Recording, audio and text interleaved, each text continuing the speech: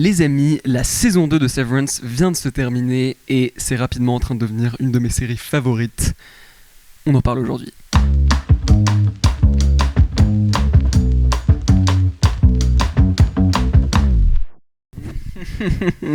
C'est dommage qu'on tourne ça le 2 avril parce que si on avait tourné ça le 1er avril, il n'y aurait que des blagues. Oui. J'étais très crédule aux blagues d'ailleurs hier.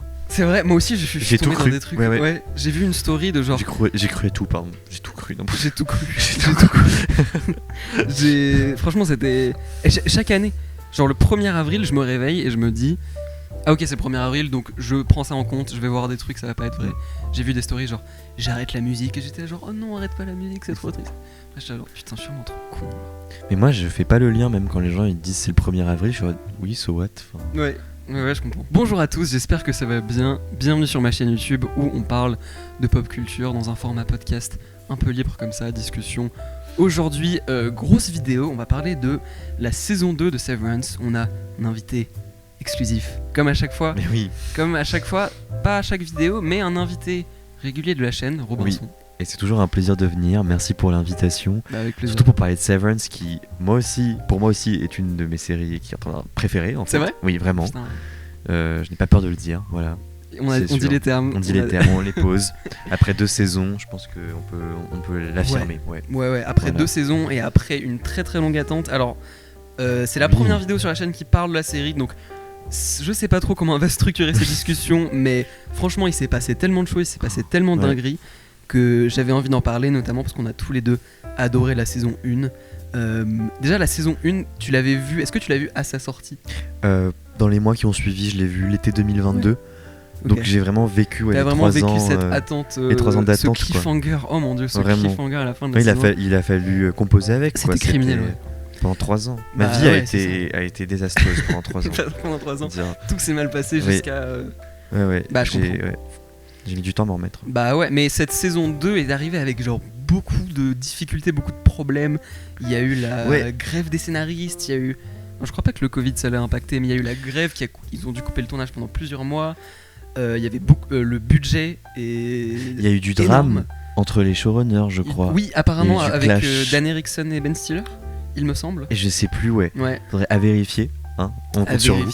Mais oui, il y a eu des tensions en coulisses et ça m'a fait craindre en effet qu'il y ait une baisse qualitative de la série. D'autant comment en fait rebondir sur ce cliffhanger de la saison 1 qui quand même promettait énormément et c'était brillant. C'était tellement bien et tellement surprenant. J'ai trouvé que cette saison 2 était quand même structurée assez lentement, genre ça prenait vraiment son temps sur 10 épisodes, au point où c'était même un petit peu dur de se remettre dedans au début pour moi. Genre mais en fait quand tu regardes la vision complète, c'est franchement comme tu dis, c'est brillant. Tout est tellement intentionnel. Je sais pas s'ils savent où ils vont avec l'histoire après. Je pense qu'on peut le dire, je pense que cette vidéo contiendra des spoilers pour... Assurément. Ouais, je pense qu'on peut pas trop parler de la série. On va pas utiliser trop de circonvolutions pour... Non, si je peux juste dire un truc, On change les prénoms. Ouais, c'est ça. Alors quand Gilbert meurt... non. Si je peux juste dire un truc, si vous connaissez pas Severance, franchement, foncez. Et ça fait vraiment partie de ces séries où genre, dès l'épisode 1 de la saison 1, moi perso, ça m'a hook direct. Oui. Y a pas d'attente. Le concept est génialissime. Franchement, foncez sans vous poser de... Sans crainte, vraiment. Faites pause. Et revenez dans cette vidéo, à cette vidéo, voilà. Ouais, c'est ça. Quand vous aurez fini ça la saison 2. Ça va être full spoiler. Mais ouais, écoute,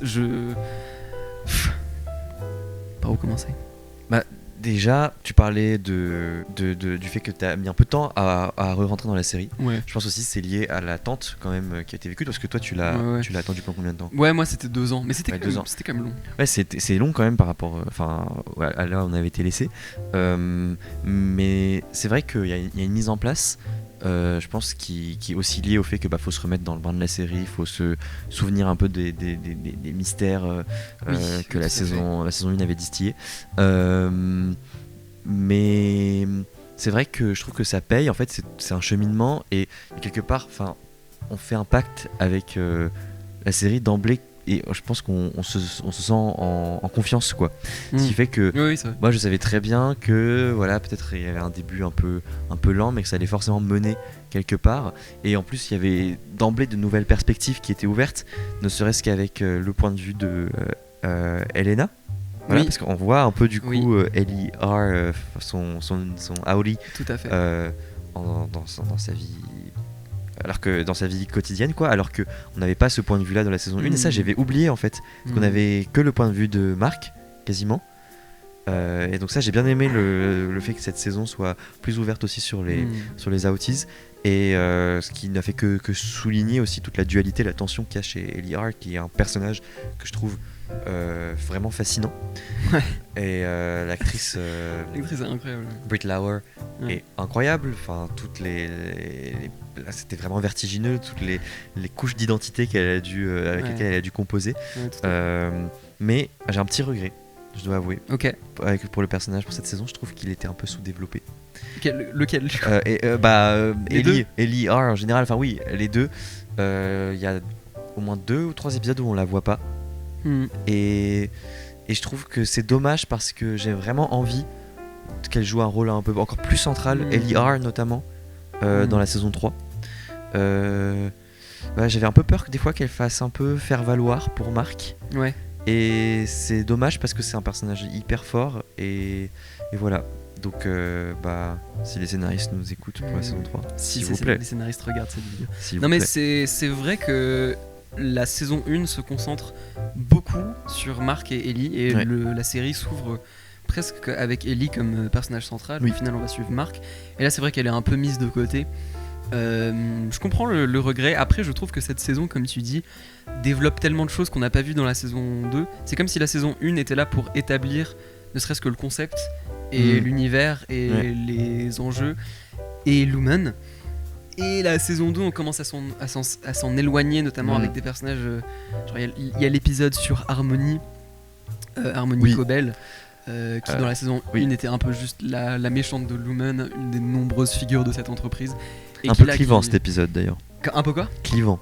Ça veut dire quoi, clivant ? Qui a opposé un peu les gens, quoi. Oui, c'est vrai. C'était le seul épisode sur IMDb qui était un peu moins bien noté. Et c'est vrai que moi j'ai trouvé ça intéressant, honnêtement. Et je trouve que ça en apporte plus. C'est genre ok, c'est elle qui a fait les designs originales. Ça apporte plein de petits détails. Et même il y avait un moment où elle disait que genre elle travaillait lorsqu'elle était enfant avec l'autre mec là. Et ça rajoute plein de petits détails sur Lumen. Genre oh waouh. De toute façon il y a un enfant qui travaille pour Lumen dans cette saison.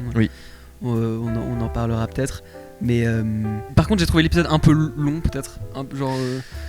Beaucoup de temps pour dire pas grand chose, mais j'ai pas détesté. Je trouve que c'était une prise de risque intéressante. Oui, je trouve que c'est toujours bien quand les séries prennent un peu des risques comme ça. Après je trouvais que ça avait pas nécessairement payé.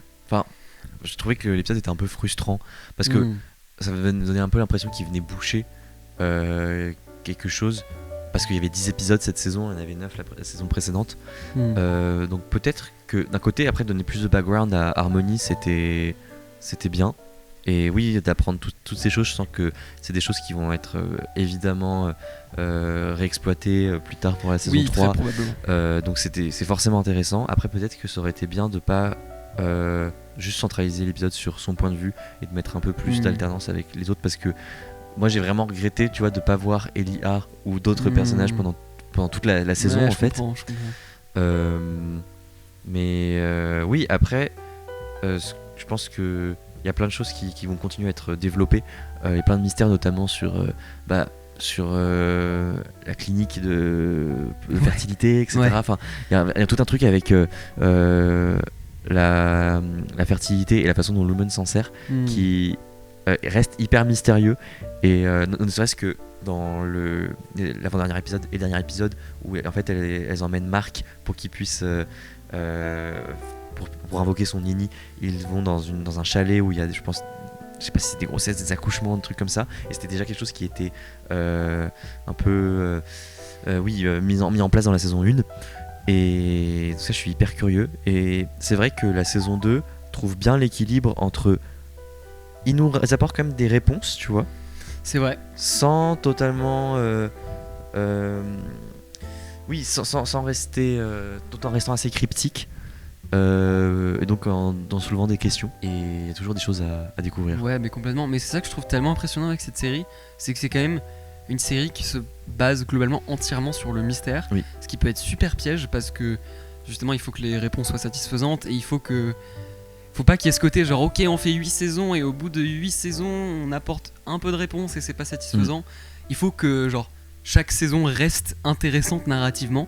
Mais en fait la raison, il y a des épisodes où j'étais vraiment là genre je comprends pas du tout ce qui est en train de se passer, mais je me suis tellement attaché au personnage et je suis c'est le côté émotionnel est pas du tout perdu, et même quand tu comprends pas exactement ce qui se passe, l'histoire est toujours intéressante, il y a toujours plein d'allégories sur le monde du travail, la façon dont les grosses entreprises nous enlèvent notre humanité dans notre façon de travailler, et ça c'est un truc qui est je pense une des plus grosses thématiques de la série globalement, le côté déshumanisant, aliénant du travail, et ça c'est un truc je trouve qu'on ressent beaucoup dans la mise en scène.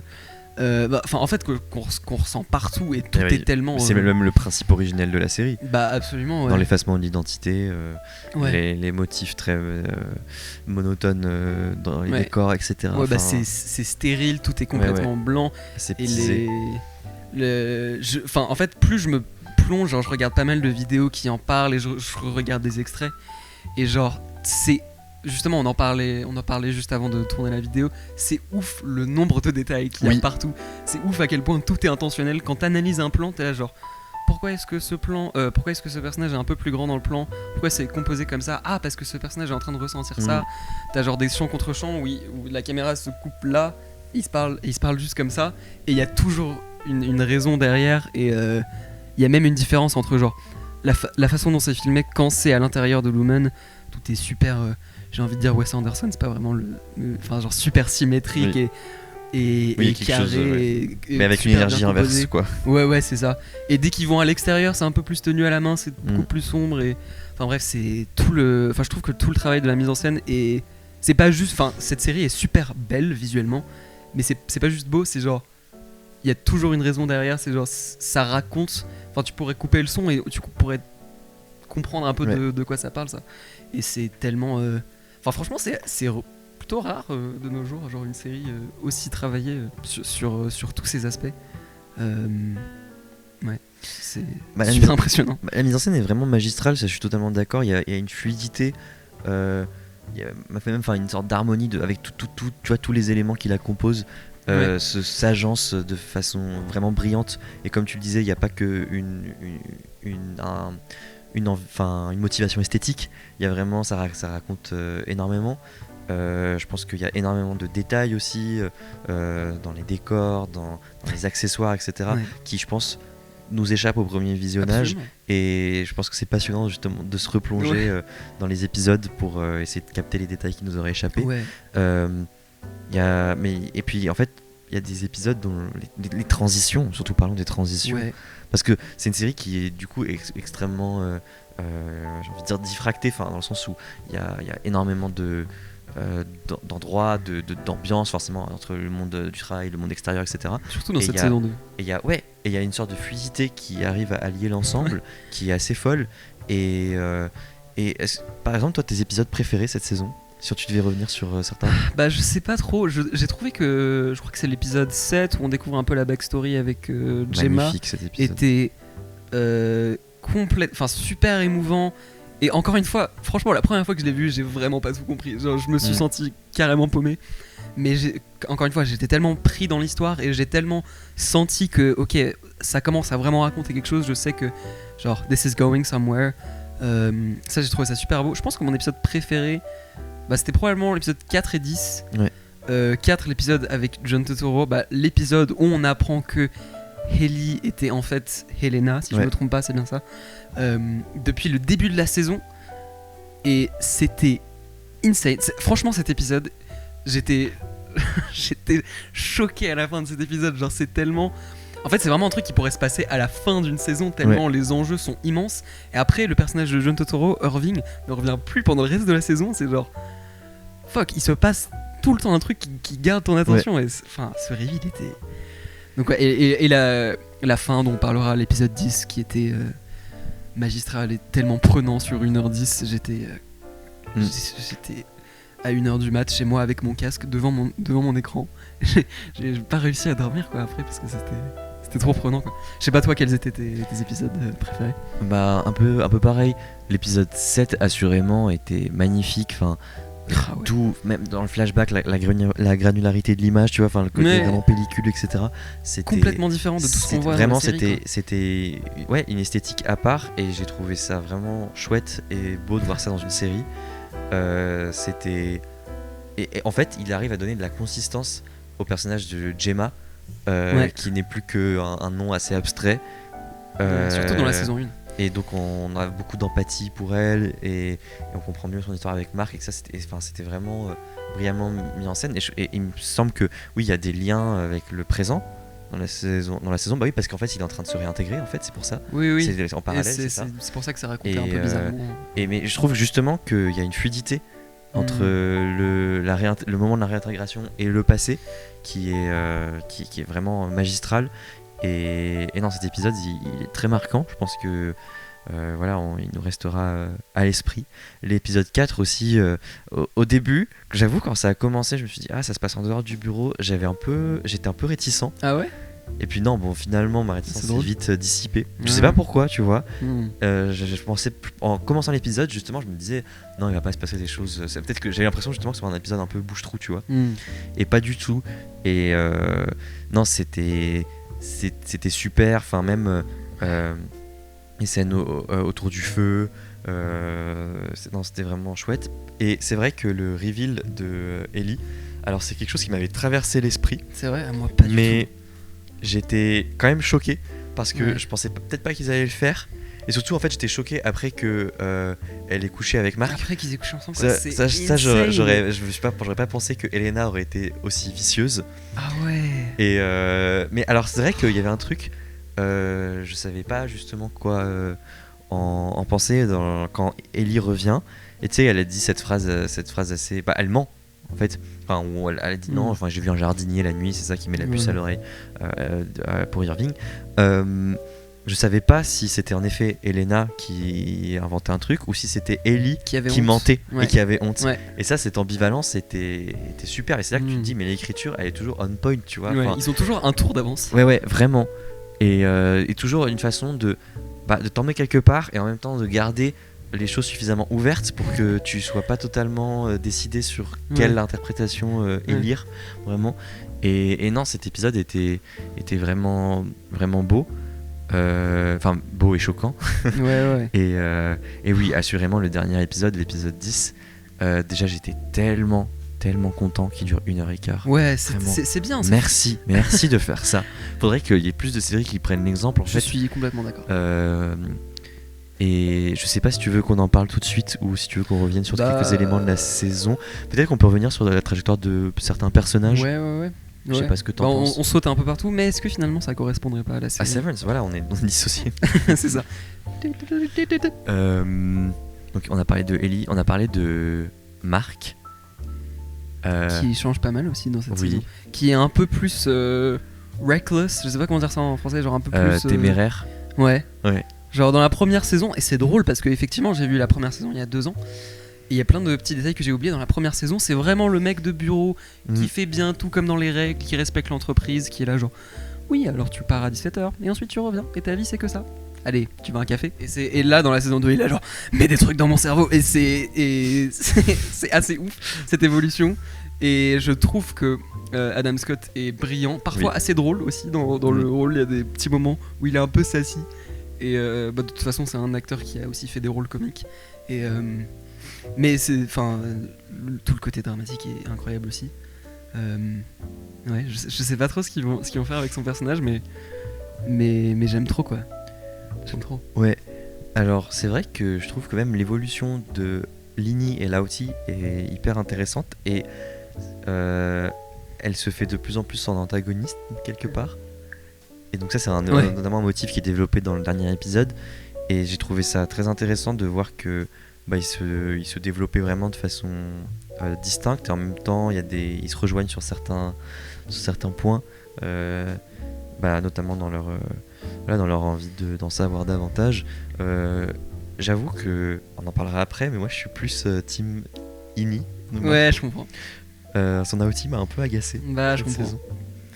Mais c'est intéressant qu'il fasse ça avec ce personnage. Vraiment. Ouais. Vraiment. Et alors, il faut qu'on parle de Mr. Milchick. Oh mon dieu. Déjà, quel comédien. Ouais. Et franchement. Quel charisme. Il est trop beau ce mec. Incroyablement. Hors série. Je me disais ça pendant toute la série, quoi. Toute la saison, je te dis, mais qu'est-ce qu'il est beau. Mais c'est justement ça c'est un truc que je trouve intéressant parce que c'est encore un personnage qui son rôle a beaucoup évolué par rapport à la saison 1 où dans la saison 1 c'était vraiment établi comme le méchant, un des mecs qui veut juste graveler les échelons dans l'entreprise, et il y a ces scènes horribles où genre il torture en les faisant répéter cette même phrase, ce même poème chelou. Ouais, j'avais oublié ça. Mais moi c'est un des trucs qui m'avait grave marqué dans la première saison. Et là dans la deuxième saison, j'ai envie de dire qu'on se rapproche un peu plus d'un arc de rédemption potentiel pour ce personnage. Après, je sais pas, en vrai on verra parce que ça reste quand même un mec qui travaille pour Lumen, qui fait des choses éthiquement tout à fait questionnables, mais même quand tu vois d'autres personnes à Lumen, tu vois que c'est un peu le moins pire. La scène où il parle au mec là, j'ai oublié, comment il s'appelle Oui, le grand méchant là. Ouais, le grand méchant, quand il lui dit eat shit, ouais. C'est parce que c'est évidemment tout le monde va parler de la scène à la fin avec le big band, le brass band où il danse et tout avec les instruments à cuivre. C'était iconique, c'était absolument iconique et c'était surtout très très drôle quoi. C'est vraiment le petit mec de Lumen où on lui dit genre, enfin j'aimerais bien avoir le rendez-vous où ils sont là genre ok, tu vas arriver, tu vas faire du stand-up et ensuite tu vas danser avec un énorme groupe derrière toi, et en même temps ça a fait pour une séquence qui est incroyable. Moi franchement je suis pour que Monsieur Milchick ait une rédemption dans la saison 3. Mais je pense qu'il s'achemine vers ça. Ouais, il s'achemine complètement. Et en fait il y a son humanité qui affleure quand il est en burn-out quoi. Ouais. Et ça je trouvais ça hyper intéressant justement pour revenir sur ce que tu disais sur le fait que le propos initial de la série quand même ça reste un commentaire sur le monde du travail. Ouais. Là il y a quand même quelque chose qui est hyper intéressant qui est dit à travers son parcours. C'est-à-dire que même lui qui est vraiment un bon petit soldat de Lumen, je pense qu'il a des ambitions personnelles, etc. Il finit par être broyé par ce système. Ouais. Et c'est finalement en étant remis en cause dans son intégrité qu'il y a peut-être justement cette rédemption qui va humanité avoir lieu, cette humanité qui va affleurer, notamment sur le fait qu'il le reprenne toujours sur son vocabulaire, etc. Oh là sur là. le fait qu'il s'exprime bien et mieux que la plupart des gens. Ouais. Ça, j'ai trouvé que ce petit point qui revient souvent et qui est un petit point de crispation qui vient de plus en plus un point vraiment d'insurrection finalement à la fin. Ouais. C'est hyper c'est hyper fort, c'est hyper intéressant. Ouais. Et non, en effet, je pense qu'on s'attache à ce personnage d'autant plus dans la saison 2 alors qu'il est horrible. Ouais. Mais c'est l'acteur, je pense. L'acteur est tellement il est incroyable, charismatique et le côté genre faux, gentil et tout, c'est juste tellement divertissant à regarder. Et puis il y a un truc où quand il est saoulé, c'est un peu drôle parce que ça se voit fort, tu vois. Il y a un truc il en a marre quoi. Voilà. Et vraiment il prend sur lui. Non, franchement un personnage très très ambivalent, très très intéressant. Le moment où il sprint là. Ouais. Je dois t'avoir un truc sur Mrs. Cobell. Ouais. Son jeu à Patricia Arquette m'a un peu agacé. C'est vrai. Mais c'est le jeu plus que le personnage. Je sais pas en fait, ce qui relève aussi de la direction d'acteur qui lui est sans doute donnée, mais je trouve que dans sa diction, elle en fait un peu trop dans un moment. Ouais. À titre personnel, alors que j'adore Patricia Arquette. Ouais. Mais ça va un peu, des fois un peu retiré, enfin pas retiré, enfin je sais pas. Ouais, ça m'a un peu perturbé quoi. Je comprends. En vrai, je comprends, mais je pense qu'elle a cette parce façon. Parce que je trouve que le personnage devient un peu caricatural. Au d'un moment. Ouais, je comprends. Et c'est un peu dommage parce que je trouve que justement ça va être un personnage intéressant qu'on sera, j'imagine, sans doute amené à revoir. D'autant que si elle a créé la dissociation. Ouais. Voilà. Ouais. Mais je pense qu'il y a ce côté un peu de Lumen où genre, tu sais, tout le monde parle trop bizarrement, tout le monde parle comme ChatGPT, tout le monde. Et il y a justement cette scène, je crois que c'est, je sais plus qui dit ça, je crois que c'est peut-être quand il y a Dylan qui est là genre, can you just speak like a normal human being? Ah non, c'est Gemma qui dit ça, c'est Gemma qui est là genre, can you just talk to me like a normal human being quand elle parle au médecin. Ouais. Tout le monde est comme ça. Tout le monde est une pub pour. C'est très aseptisé quoi. Tout le monde est une pub pour les dentistes. Ouais, carrément. C'est l'annihilation vraiment de l'identité. Ouais, et c'est pour ça que je trouve ça intéressant de se demander quel est le but ultime de l'humain. Bon, c'est la question oui. de la série. Est-ce qu'on aura la réponse ? Oui, on aura la réponse un jour, je pense. J'espère que juste ça va pas finir dans un schéma un peu comme. Enfin, En fait, j'espère que ça va pas trop durer longtemps cette série. Ouais. Parce que si ça fait 8 saisons, je pense qu'au bout d'un moment le mystère il va s'étioler et ça va juste peut-être devenir de moins en moins crédible. Pour le moment, vraiment, on est sur un niveau qualitatif très très haut. Ouais. Et j'espère qu'ils ont un plan, quoi. Tu vois. Bah oui, parce que t'imagines. Qu'est-ce qu'on fait maintenant ? Oups, on a fait la meilleure série des années 2020. Mais oui, le dernier épisode et je l'ai trouvé qu'il était assez différent du dernier épisode de la saison 1, forcément, parce que vous n'avez pas les mêmes enjeux. Et à la fois, on a beaucoup plus d'informations en fait sur ce qui se passe, etc. Donc c'est une tension qui est différente, mais qui est tout aussi prenante. Et ça, je me faisais la réflexion pendant que je regardais l'épisode. Vraiment, j'ai été scotché à l'écran. Moi aussi. Et à chaque fois que... Enfin, je sais pas, voilà, je sais pas si tu veux qu'on en parle maintenant. Vas-y, on saute un peu partout, c'est pas grave. Mais pendant tout l'épisode, j'étais en mode, mais dépêchez-vous, s'il vous plaît. Ah, mais oui, c'est vrai que c'est duré, parce que tu sais que les enjeux sont... S'il se fait attraper, Marc il est dans la merde. Descend voir Gemma plutôt que de rester pendant 20 minutes à regarder la fanfare. Après, tu sais quoi, moi je me suis dit genre... c'est dommage qu'il soit parti, c'était un peu fun à regarder. Non, mais c'était insupportable, mais c'était génial. Du coup, c'était génial. Puis même, j'avoue, quand il retrouve Gemma et que là, ils s'embrassent, ça, je me dis, mais vous n'avez pas le temps. Après, vu comment ça a fini, je dis heureusement qu'ils l'ont fait. Oui, c'est vrai. Mais non, c'est surtout, c'est stressant quand il y a un plan de très très près. Oui. Parce que tu sais. Là, en plus, c'était un épisode qui était particulièrement violent, beaucoup plus que la saison 2 et même. Que toute la série. Et c'était mérité, genre ça sentait que toute la série c'était genre des tensions de genre tout le monde était un peu comme ça et à la fin ça explose et oh là là, quand il tue le mec dans l'ascenseur, c'était une avalanche de trucs de plus en plus énorme et c'était tellement prenant et excitant. Putain, heureusement que le mec il est mort. Hein. Oui. J'étais tellement content. Vraiment.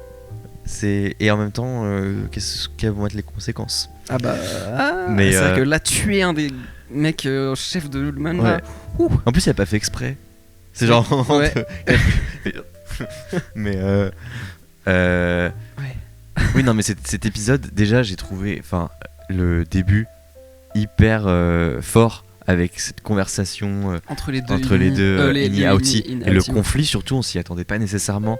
Et j'adore du coup cette dualité qui est tirée à ce point et qui est assez analogue finalement à celle qui oppose Elihar à Elena. Oui, est-ce que du coup Marc va vraiment... Marc S va vraiment obéir à son Aoti. Ça reste quand même une tension, un suspense assez fort. Je trouve que c'est un épisode aussi qui est très émouvant. J'avoue, j'ai été très très touché, très ému par le moment où... Il retrouve... Non, avant aussi, quand il est avec Ellie, au moment de finir Cold Harbor, et qu'elle lui dit... ah ouais, c'est vrai. Qu'elle lui dit « But I'm her ». Et d'ailleurs, à un moment, j'ai cru que c'était une révélation. Ah ouais, c'était un peu ambivalent. Ouais, mais je pense pas. Et je pense pas, du coup. Mais à un moment, parce qu'il y a quand même ce truc où on a un peu l'impression, et je pense que ça sera explosé dans la saison 3, que Elena, elle est un peu fascinée par la relation que Ellie a avec Marc. Et... tu vois, il y a un truc comme ça m'étonnerait pas que ça soit un motif qui revienne. Mais oui, j'ai trouvé que voilà, cette relation était très belle à ce moment-là. Enfin, quand on lui dit ça et qu'il a les larmes aux yeux, c'était hyper fort. C'était super émouvant. Et puis ensuite la réunion avec Gemma. Et ça, je n'y croyais pas. En fait, à tout moment, je me suis dit, mais attends, c'est vraiment deux saisons qui amènent à ça. Et c'était tellement bien joué, c'était tellement sincère. Enfin, franchement, on l'a dit, mais absolument tous les acteurs sont exceptionnels. Vraiment. Même genre les acteurs secondaires, genre j'avais oublié le nom de l'actrice, mais la meuf qui a toutes les chèvres. Gwendoline Christie. Ouais, Gwendoline Christie, elle est incroyable. Ça se sent que c'est un personnage entièrement à part entière qui existe en dehors de l'univers. Merritt Wever aussi, celle qui joue la femme de Dylan. Oh ouais, putain, c'est vrai. Vraiment bien. Ça aussi, c'est une dynamique trop intéressante. Et par rapport à ce truc avec Mark et Gemma, t'as vraiment genre 5 dynamiques différentes qui s'enchaînent entre littéralement genre 5 personnages différents. Ouais. Enfin, je dis 5, c'est peut-être pas 5, mais à peu près, mais je pense que c'est pas loin en fait. Ouais, c'est en 10 minutes, peut-être.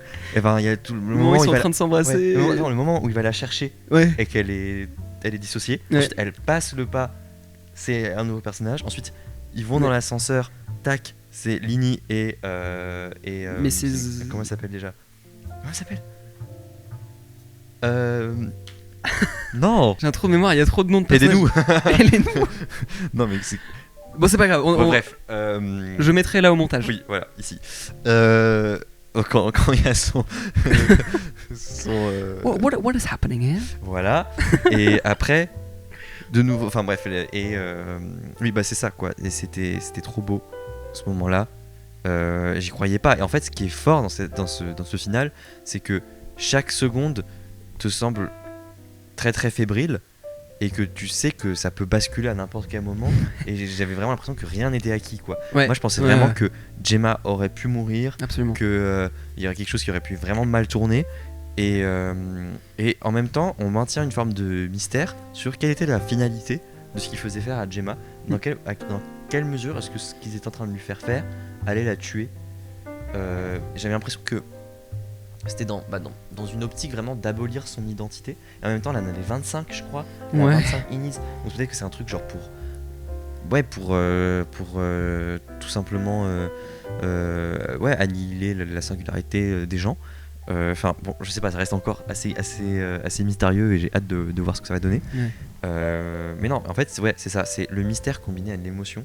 C'était hyper fort. Et d'ailleurs, ils ont dit que c'était assez inspirant d'écrire cette saison, je crois, pendant la grève des scénaristes, en fait. Voilà. Ah putain, et je pense qu'il y a un peu de ça qui a été inoculé dans ce dernier épisode.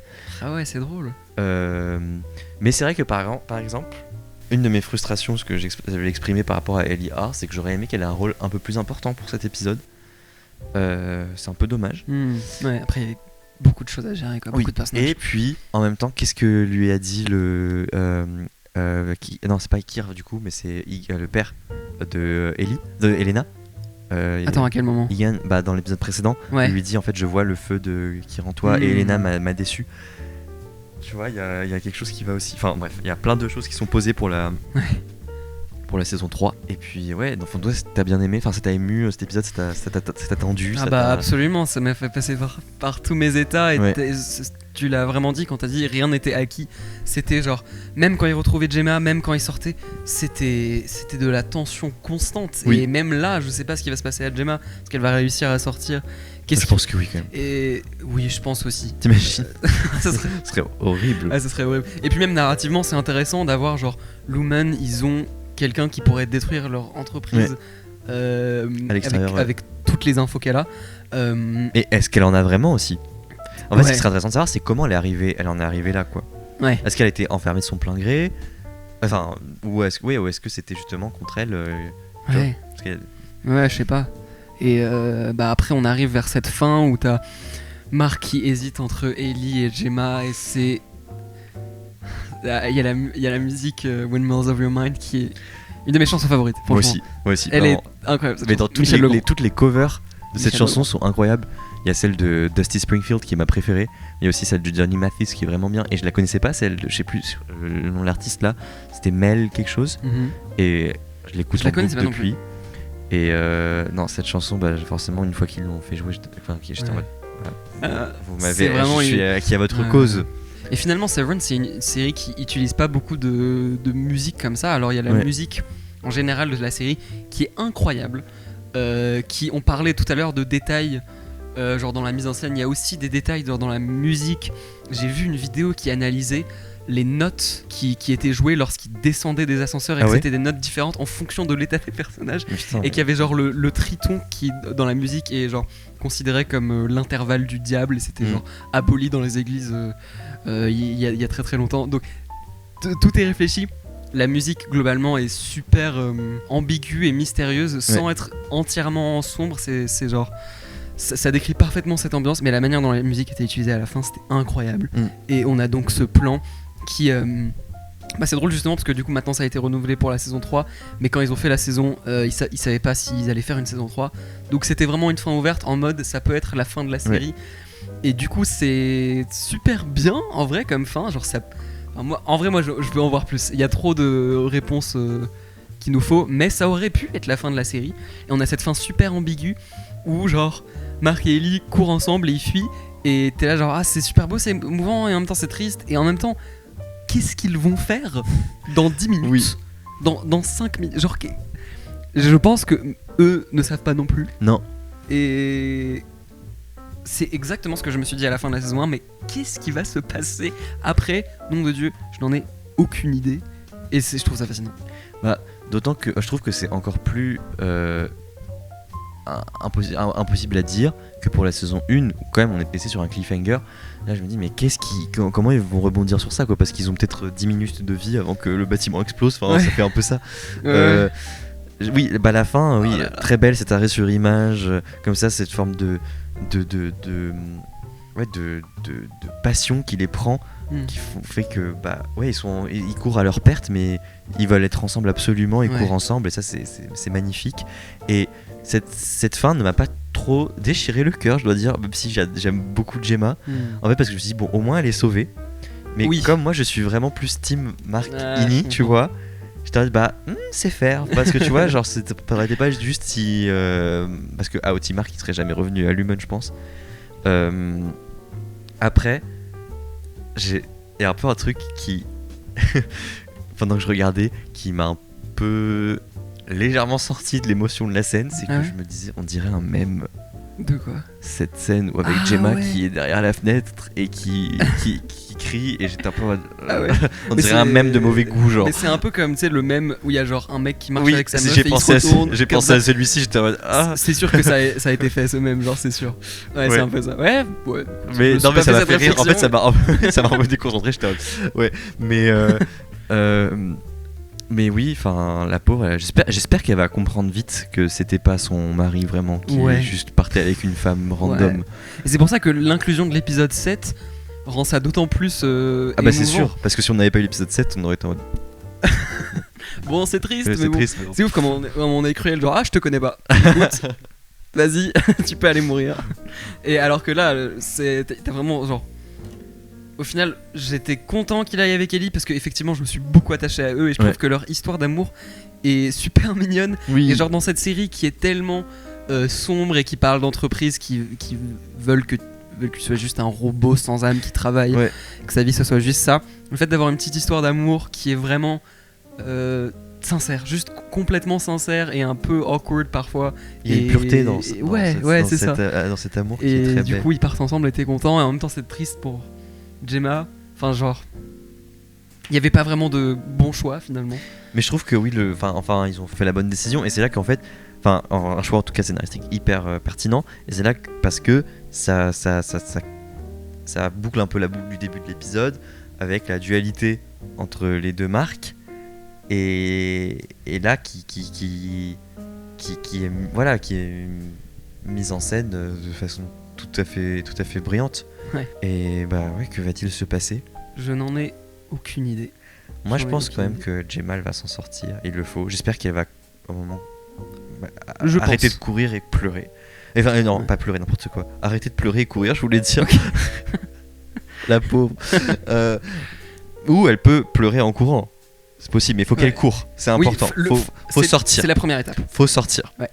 Et sans doute après il y aura la sœur de Mark, Devon, qui va s'occuper d'elle un peu et lui expliquer, j'espère. Et non, je suis curieux de voir quel avenir va être offert dans la série à Gemma. Franchement, pour l'instant cette série ne m'a jamais déçu. J'ai une petite réserve, mais genre globalement je trouve que je suis complètement pris par l'histoire en entier, et du coup j'ai vraiment une confiance un peu aveugle. Ils font ce qu'ils veulent, ça sera bien. Et Ben Stiller a aussi dit qu'il voulait réduire le temps d'attente entre les saisons, que là c'était exceptionnel. Et je pense qu'on va devoir probablement attendre au moins, disons 2 ans, je pense. Oui, je pense. Mais écoute, après, si c'est le temps qu'il faut pour faire un truc de ce niveau, bien sûr, je suis juste impatient. Pas de problème. Oui. Il y a pas de problème. Et je trouve quand même que on n'est pas laissé sur notre faim, tu vois, pendant les épisodes. Ouais. Moins que la saison 1 en tout cas. Ouais, moins que la saison 1 c'était horrible. Enfin, c'était trop bien, mais c'était frustrant. Oui, non mais je parle pas même au niveau de la fin de la saison, mais plus en termes d'épisodes, je trouve qu'ils étaient satisfaisants à voir. Ouais. Tu vois. Enfin, il y avait un truc où forcément t'avais envie de voir ce qui se passait par la suite.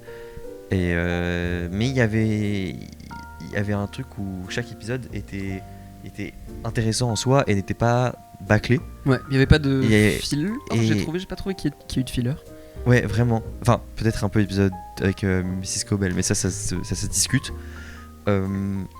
Et non, il y a plein de théories vers lesquelles on peut s'aventurer. Enfin, j'ai vu des choses comme quoi apparemment le mari de Devon, il est pas clair avec l'humain. Je sais pas, il y a un truc comme ça.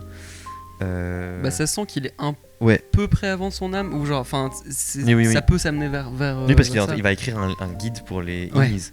Enfin, donc il y a vraiment ce côté genre on traite les Innis comme des sous-humains, même par les Outies eux-mêmes. Mais je pense que l'enjeu de la saison 3 pour Mark, Ellie, Dylan, ça va être de ne pas sortir de l'humain, quoi.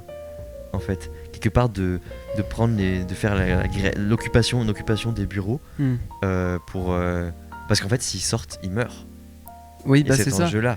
C'est si tu là parce quittes qu'en fait ton ils sont travail, allés tellement loin dans le bordel qu'ils ont foutu en torpillant le projet vraiment de la boîte, quoi, que je vois pas comment ils pourront revenir, parce que de toute façon ils ont plus besoin de leur Innis. Ouais. Donc et puis il y a aussi plein d'autres Gemma potentiellement qui se sont fait exploiter. Bah ça c'est ça c'est affreux. Et on comprend pas trop exactement en quoi la causalité qu'il y avait entre le travail de Mark et, enfin, une causalité émotionnelle, mais ça reste à être explicité. Et non, donc c'est des choses, c'est des mystères saillants de la saison. Et aussi j'ai hâte de voir le développement de Mr. Milchick. J'ai trop hâte de voir quelle tournure va prendre, parce que c'est vrai qu'il y a une forme de confrontation, on est laissé sur une forme de confrontation quand vraiment il arrive à sortir des toilettes. Bah on est laissé sur genre 5 et en même temps je sens qu'il y a un peu un truc où il peut dire ok, je vous rejoins, quoi, parce qu'ils sont un peu dans le même bateau au final. Oui, de plus en plus dans cette saison. Ouais, bah écoute, on verra. Et puis aussi je pense que Lumen, ils ont... C'est une grosse entreprise qui veut faire beaucoup d'argent, mais c'est aussi... Il y a vraiment ce côté secte religieux qui était déjà présent dans la première saison et qui l'a exploré encore plus. Et genre tu sens qu'ils veulent pas juste maximiser et capitaliser. Enfin genre ils ont clairement un objectif un peu précis, un peu sombre. Je pense qu'ils veulent que tout le monde sur la planète soit severed, genre avec le deux cerveaux. Et qu'ils puissent exploiter entièrement les Innis de façon encore plus déshumanisante, et que ça soit juste la norme. À quel but ? Franchement, j'ai pas de piste dans ma tête, je suis pas trop du genre à trouver des théories. J'ai l'impression que quoi qu'il arrive, ça va être surprenant. Oui, non, c'est vrai que c'est pas des interrogations qui me torturent, je dois dire, parce que je suis dans une ouverture complète à ce que les scénaristes vont proposer. Et je me dis forcément ça va être bien, quoi. Ouais, carrément. Donc non, j'ai hâte. J'ai très hâte. On a un peu sauté dans tous les sens. Aussi parce que vu qu'on n'a pas fait de vidéos sur les épisodes individuels, on parlait un peu de tout en même temps. Donc j'espère que c'est un peu minimum cohérent à suivre. On a notamment pas vraiment parlé de Dylan, toute sa relation avec sa femme. On peut. Cette double relation où c'est un peu son Innis, c'est un peu ses partie préférée de lui-même, cette version un peu qui a un peu réussi sa vie, un peu badass, qui a réussi à tenir son boulot et son outie qui représente un peu tous ses défauts. Et on peut un peu dire ça pour pas mal des Innis outie aussi. Il y a toujours ce truc où genre les Innis sont presque libres de tous les traumas des outie, et la version le personnage de Adam Scott, Mark, finalement j'ai envie de dire qu'on s'attache presque plus, où on est en plus en train de root for, comment on dit ça, genre, de soutenir. De soutenir le parcours des Innis, et notamment justement avec Dylan.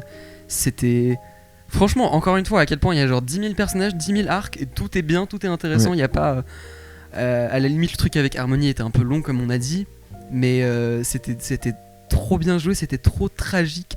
Le moment où il a fait la petite bague en papier là, c'était trop mignon, mais c'est trop triste, c'est horrible.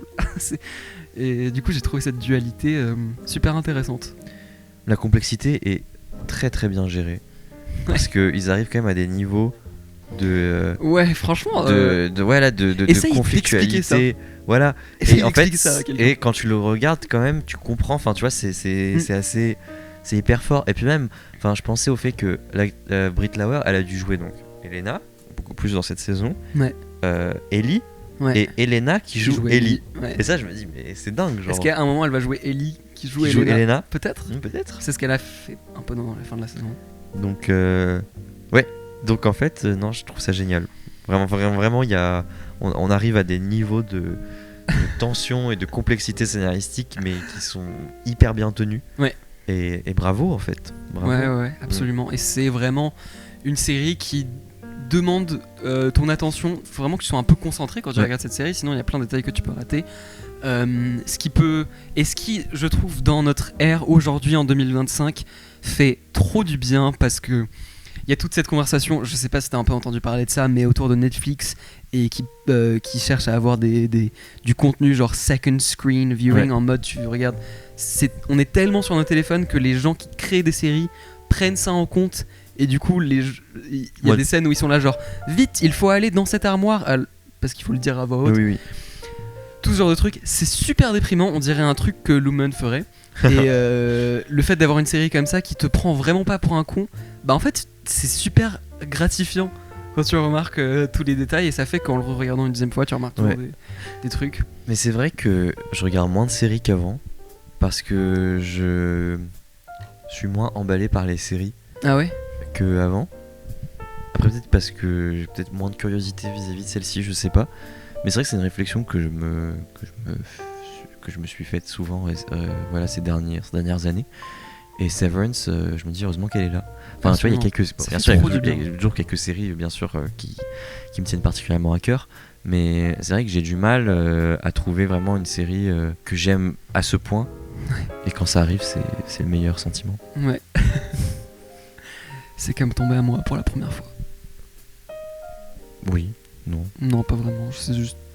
J'ai entendu les mots dans ma tête, j'ai voulu les dire à voix haute, voilà. Exprime-les.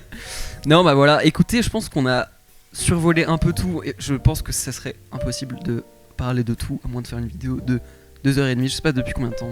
Ouais, bah peut-être que nos Inis vont prendre le relais en fait, peut-être, parce que on a beaucoup travaillé là quand même. C'est vrai.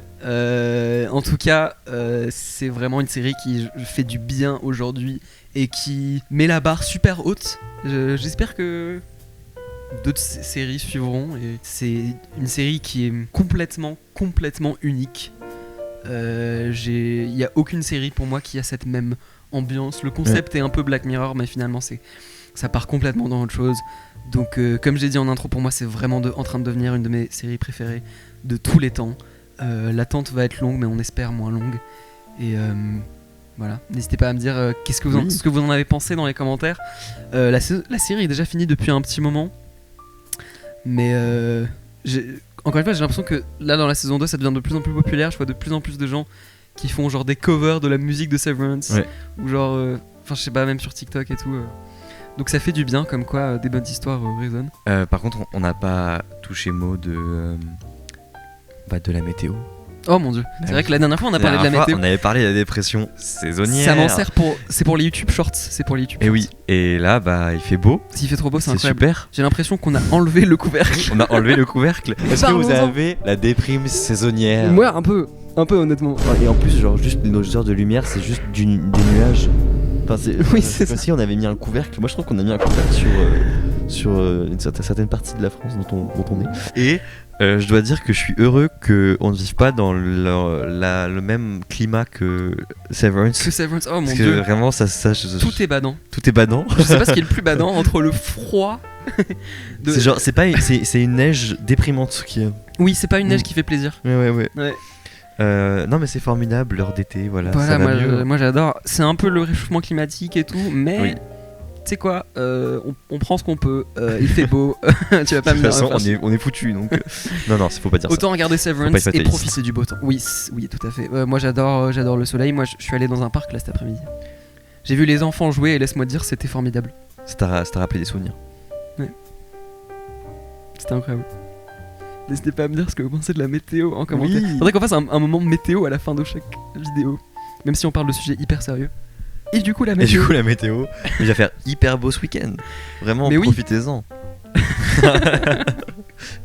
J'ai envie qu'on fasse un moment météo avec un fou rire.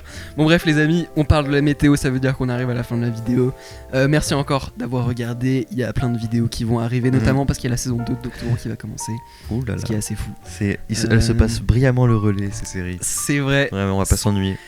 Et bah vous allez sans doute nous revoir. Il y a aussi une vidéo qui sort sur ma chaîne principale, je crois qu'elle est déjà sortie, où je fais un remix de la musique de Severance. D'ailleurs, vous pouvez aller voir ça. Il faut aller voir ça, ouais. Absolument. Il y aura des liens de moi et de tous mes réseaux sociaux dans la description, ainsi que ma chaîne principale. Je vous fais de gros bisous. Oui, gros bisous.